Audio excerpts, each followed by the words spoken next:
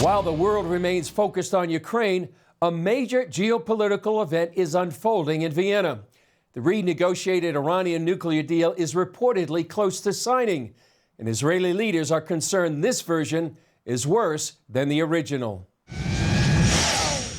After 11 months of negotiations, Israel's chief takeaway is alarm. We look to Vienna and we're deeply troubled by what we see. For Israel and all the stability-seeking forces in the Middle East, the emerging deal, as it seems, is highly likely to create a more violent, more volatile Middle East. They said that they were going to get a longer and stronger deal. This deal will be shorter and weaker. Just days before an expected announcement, former State Department advisor on Iran, Gabriel Noronha, released information provided to him by current State Department officials. My former colleagues I worked with, who were really so distressed by what they were seeing that they asked me to go public with these details because they said that Congress had not been informed and the American public hadn't been informed, and they were just so worried with the concessions that were being made by the negotiating teams that they felt that they needed to say something about it. Noronha says the deal clears the way for a nuclear Iran. Unfortunately, they're not getting any of the sunsets on Iran's nuclear restrictions lifted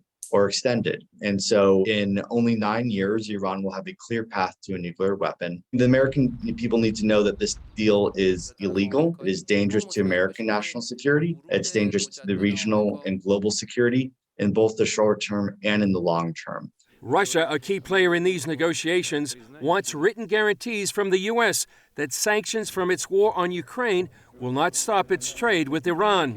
Israeli Prime Minister Bennett met with Putin on Saturday in Moscow about the war in Ukraine, although it's expected they discussed the nuclear deal and Russia's ongoing support for Iran. The deal would also reportedly provide billions in sanctions relief to Iran. There are no restrictions in this deal on how that money will be spent and fueled to Iran's proxies.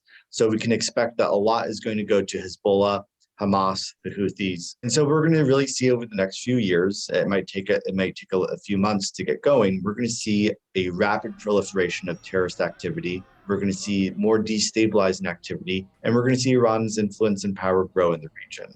That power represents an existential threat to Israel. Let me be clear. Israel will not accept Iran as a nuclear threshold state. Israel will always maintain its freedom of action to defend itself. Israel's pledge to defend itself, along with Iran's nuclear ambition, puts these two enemies on a collision course for war.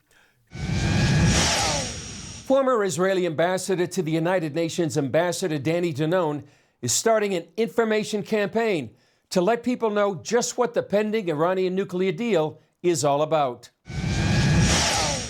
Tell us what you have with this new campaign, this hashtag No to Nuclear Iran. Tell us about this campaign. So, basically after meeting many dignitaries and diplomats, I realized that people understand that Iran is a threat. You see today what's happening when you have a superpower threatening to use nuclear, but they don't know exactly the details. So we will share the details of the new agreement with everybody, the threats, dangerous appeasement that will be in this agreement.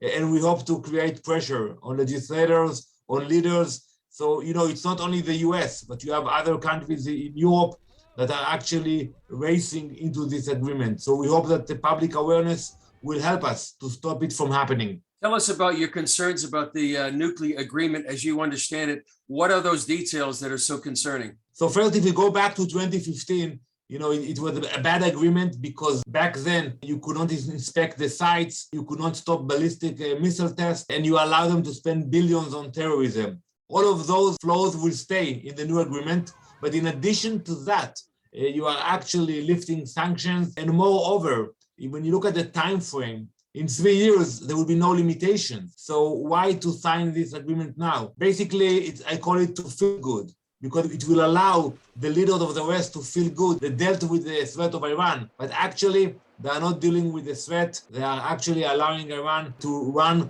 to build a nuclear bomb, and unfortunately leaving Israel behind to deal with the threat by ourselves. Alpha